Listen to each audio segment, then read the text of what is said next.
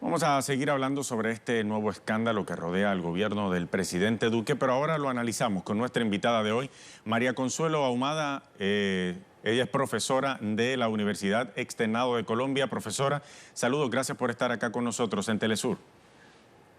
Buenos días, Luis de Jesús. ¿Cómo estás? Un saludo también para todos los que nos oyen.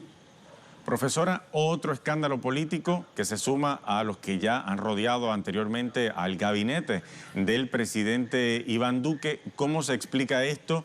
Y también cómo se explica la poca gestión que ha hecho el gobierno de Iván Duque para atajar crisis como estas. Bueno, lo primero que habría que decir es que en este momento en que llegan las tropas de Estados Unidos con el argumento que van a luchar contra el narcotráfico, esto no es un problema menor. Pero déjeme decirle esto. Yo creo que a nadie se le puede acusar ni juzgar por un delito de sangre, lo que hagan los hermanos, los primos y demás. Pero si uno lo ve en una trayectoria, entonces ya entiende eh, una serie de indicios. Si uno mira los antecedentes, eso es otra cosa. Bueno, primero, sí hay una cuestión grave, y es que ella es funcionaria pública y ella ha debido dar explicaciones y ha debido, debíamos saber, porque no es cualquier cosa que un hermano sea acusado de narcotráfico y de narcotráfico con heroínas. Parece que hubo amenazas a las personas implicadas por parte de este personaje, que no parece ser una persona que cae de pronto en el negocio de la droga, sino que tiene también otros indicios que han sido denunciados aquí. Pero bueno, volviendo al tema de la señora Marta Lucía Ramírez, ella fue ministra de Defensa en el gobierno de Álvaro Uribe, que empezó en el 2002, en agosto del 2002. Ya en octubre hubo una operación que se llamó Operación Orión, que fue una operación muy grave en la Comuna 13 de Medellín, donde las fuerzas militares de las cuales ella y el presidente son responsables, emprenden una lucha contra las milicias de las FARC, una lucha que la hacen conjuntamente con Don Berna, es decir, los paramilitares, y de ahí quedan muertos y sobre todo desaparecidos, casi 100 desaparecidos.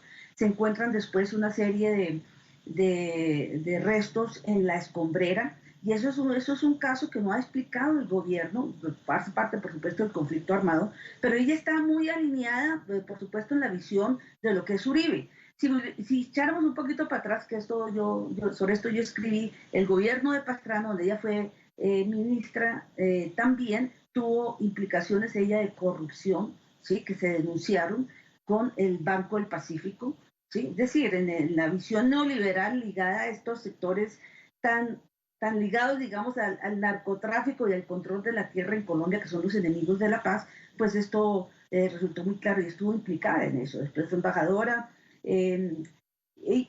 Bueno, ¿qué ha pasado? Ya decían ustedes lo más reciente, la relación de ella y de su marido, constructor, con el Memo Fantasma. Frente a eso lloró, dijo que era lo que dicen siempre, que es una calumnia de la oposición, que todo está claro, que no se sabía, que el personaje no era narcotraficante antes. Entonces, como decía, si bien no se le puede juzgar por lo que haga el hermano, sí hay una serie de indicios que nos muestran cómo es de grave la actitud y digamos, los valores de esta élite política que en este momento domina. No vamos a decir que es solamente el uribismo, claro que en Colombia han estado muy ligados distintos sectores, ¿sí? Pero es que, digamos, lo que es el uribismo es lo que encarna toda esta relación con la tierra, con los narcos, con los paramilitares, con este tipo de corrupción y con los vínculos, por supuesto, con la Fuerza Armada también con grandes escándalos de corrupción. Entonces, fíjense que esto es gravísimo. Las reacciones han sido claras y se podían esperar. Duque y Uribe salen a defender a esta señora, ¿sí?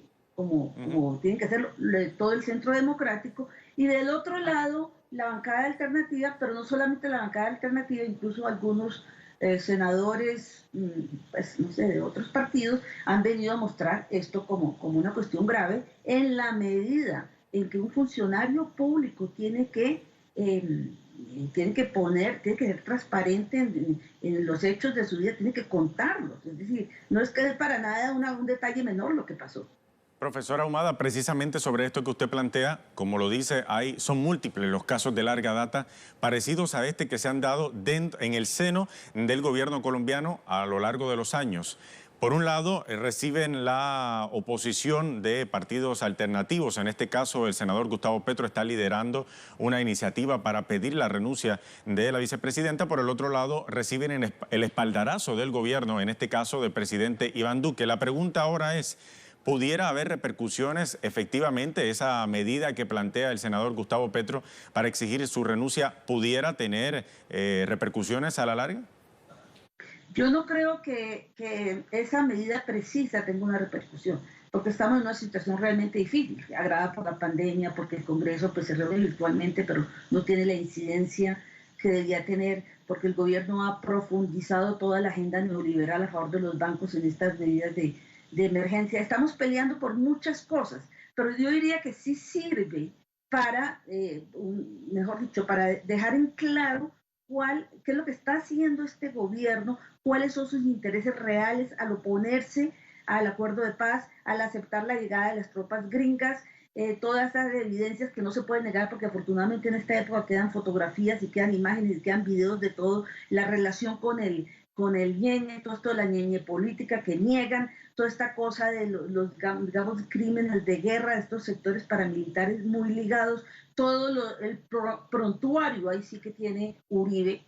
Es decir, uno no tiene la culpa de lo que hace el hermano y el primo, pero ya cuando es el hermano, el primo, la nuera, ¿sí? Los amigos íntimos, los edecanes, bueno, los edecanes son nombrados por él, ¿no? Entonces, todo esto configura un panorama muy claro y que debe llegar a amplios sectores de la opinión, no solamente en Colombia, porque este sí es un problema, digamos, continental, es un problema de la región de América Latina en su conjunto, de lo que representa este personaje, aparte de su agenda neoliberal pura, ¿sí? Enemigo de la paz, enemigo de la restitución de tierras, enemigo de las víctimas, ¿sí? Y aliado incondicional de Estados Unidos, ¿no? Entonces esto yo creo que es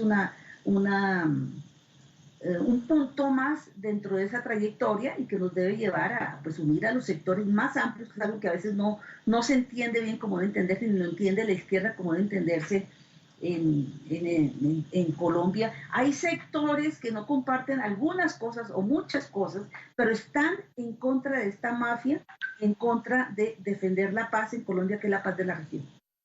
Lo cierto, profesora Ahumada, es que lo que ocurre semana tras semana en la política colombiana no deja de sorprendernos. Estamos muy atentos a todo lo que ocurre allá en materia social y también política. Gracias, profesora, por haber estado con nosotros. Muchas gracias a usted, Luis. Hasta la próxima. También